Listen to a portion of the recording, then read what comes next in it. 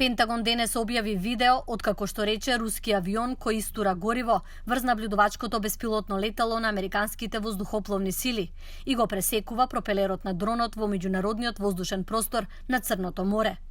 На видеото се гледа како рускиот борбен авион се приближува до американскиот дрон од задната страна и поминува преку врвот. При втор пристап или истиот авион или друг руски ловец удира во пропелерот на дронот, поради што за момент снимката се нарушува според американската војска. Последната снимка покажува дека една од перките на пропелерот на дронот е свиткана. Објавувањето на видеото доаѓа еден ден откако американскиот секретар за одбрана Лојд Остин разговараше за дронот со рускиот колега Сергеј Шојгу.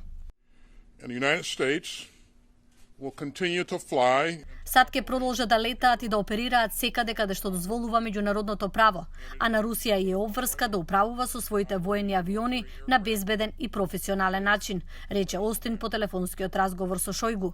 Според официјалните лица, ова е прв разговор меѓу одбранбените лидери од октомври.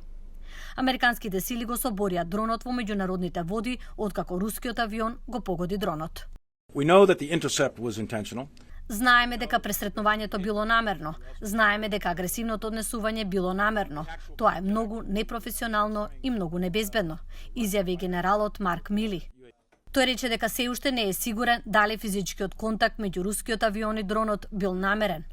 Русија негираше дека незините авиони дошле во контакт со американското беспилотно летало и ги обвини САД за непочитување на ограничената зона на летови прогласена од Руската Федерација поради незината, цитирам, специјална воена операција во Украина.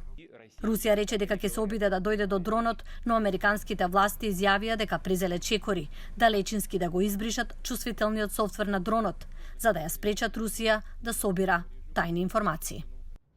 Од Гласот на Америка на македонски јазик во Вашингтон, Милена Ѓоргиевска.